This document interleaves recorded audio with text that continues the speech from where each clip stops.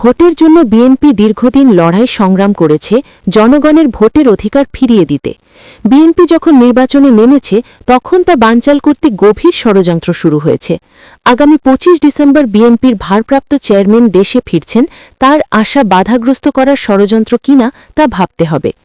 ইনকিলাব মঞ্চের মুখপাত্র শরীফ ওসমান হাদি এবং চট্টগ্রাম ৮ আসনে দলীয় প্রার্থী এরশাদ উল্লাহর উপর হামলার প্রতিবাদে কেন্দ্রীয় কর্মসূচির অংশ হিসেবে শনিবার বিকালে খুলনায় বিএনপি বিক্ষোভ মিছিল পূর্ব সমাবেশে বক্তারা একথা বলেন।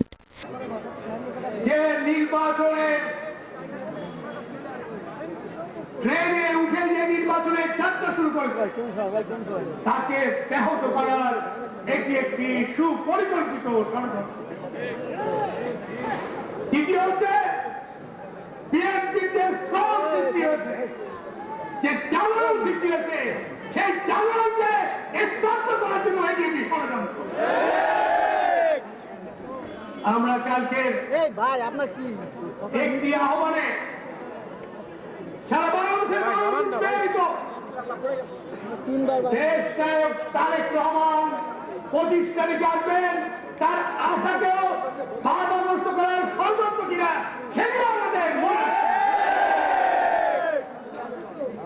বিএনপি এত বড় দল, এত জনপ্রিয় দল, একাধিকবার সরকার পরিচালনার অভিজ্ঞতা সম্পন্ন রাজনৈতিক দল, কে রূপে থাকে, কে রূপে যারা বিএনপির সাথে মাঝে মাঝে আন্দোলন এসছেন তারা রুখতে পারবে।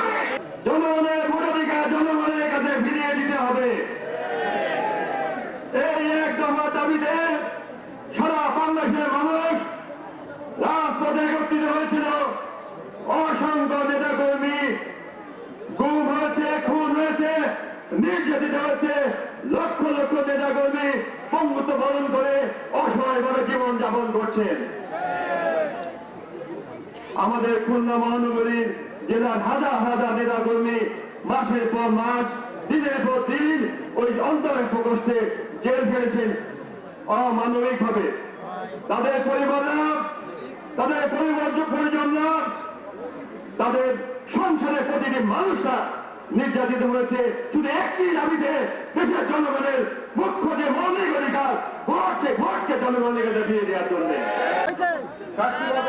রক্তচক্ষুকে উপেক্ষা করে আমরা গত আগস্ট মাসের ৪ তারিখে যে বিজয় অর্জন করেছিলাম, সেই বিজয়ের চূড়ান্ত উৎসব পালন করা হবে আগামী ফেব্রুয়ারি মাসের ১২ তারিখে।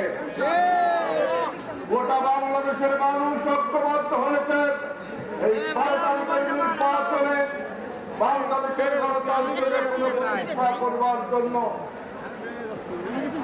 এই গণতন্ত্র প্রতিষ্ঠার জন্য আমাদের নেত্রী, বাংলাদেশের সবচেয়ে জনপ্রিয় নেত্রী, শুধু বিএনপির কাছে না, জামাত বলেন, এনসিপি বলেন, অন্যান্য রাজনৈতিক বলেন, সবার এখন ঐক্যের প্রতীক হলো আমাদের নেত্রী দেশনেত্রী বেগম খালেদা জিয়া।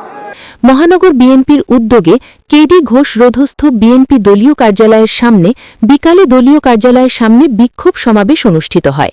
সমাবেশে অন্যান্যদের মধ্যে বিএনপির কেন্দ্রীয় তথ্য বিষয়ক সম্পাদক, খুলনা ৪ আসনের প্রার্থী আজিজুল বারী হেলাল, কেন্দ্রীয় ছাত্র বিষয়ক সম্পাদক, খুলনা ৩ আসনের প্রার্থী রফিকুল ইসলাম বকুল ও খুলনা ২ আসনের প্রার্থী নজরুল ইসলাম মঞ্জু বক্তব্য রাখেন।